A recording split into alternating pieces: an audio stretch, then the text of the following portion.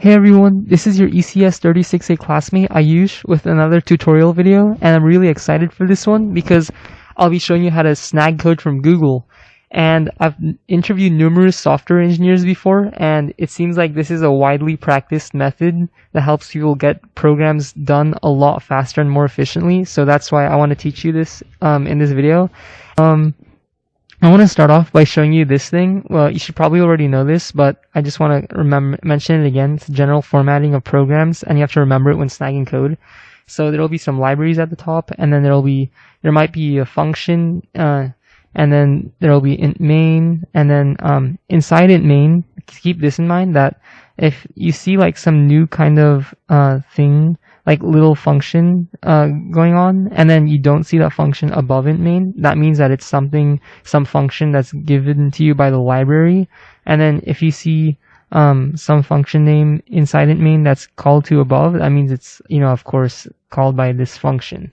Defined by that function. So yeah, now let's start practicing snagging code. So let's start off with this document he gave us for the input validation for homework 2.3. What you'll have to do is, I know this looks intimidating, but trust me, it's not if you get used to snagging code. So in something like this, you just search for int main first, because that's like the driver code, and then you find int main right here, you copy and paste that. So you're gonna copy and then copy it only up to here, because if you look below, it's just like print statements and stuff that doesn't look that important to the purpose of snagging code. So you'll copy that, put it into this thing. Of course, always remember the libraries, because when you're snagging code, the most frequent mistake I've seen is people forgetting the libraries. And then you run that, and it doesn't work because inside int main there's a function called to isValidFormat, and then so we have to do,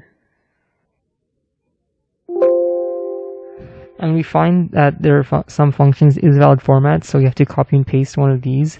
And I don't know why he put multiple functions called with the same name, but I found the second one to be it works validly, it works properly, so I just use that.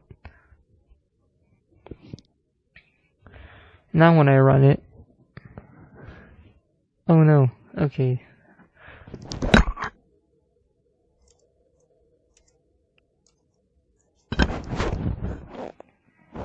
And now when I run it, it should work.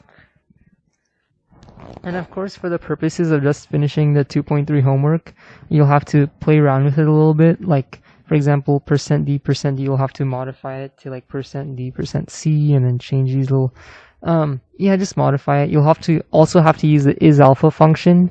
But yeah, that's a example of snagging code. Now let's move on to another example from an actual website.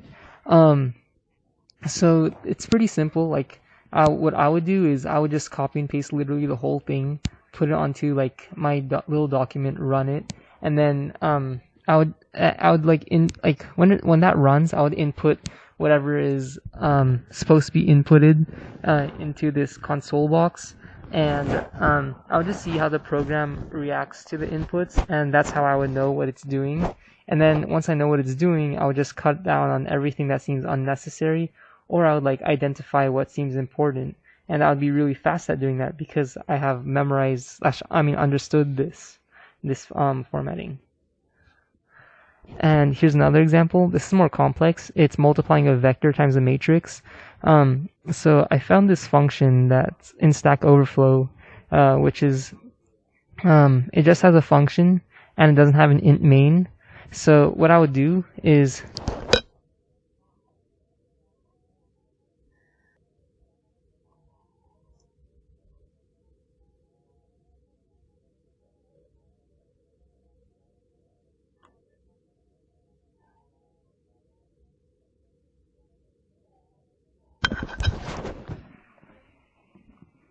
and then I would run this, and basically what I would have to do is I'll have to go by the error statement, see what's missing, and then right off the bat I would see that, oh, first of all, I mean, of course I'll know the libraries are missing, but I would also see right off the bat that, oh, this is a function. It's not int main, so I'll have to define int main myself. What does a function have that's being called to it? Oh, all these integers stuff, and then so I'll have to define all these in int main. But then I'll see that in that one of the parameters that's being called to it, it's this result vector is actually defined inside this function. So in int main, I'll have to make that an empty value, while everything else will be filled values.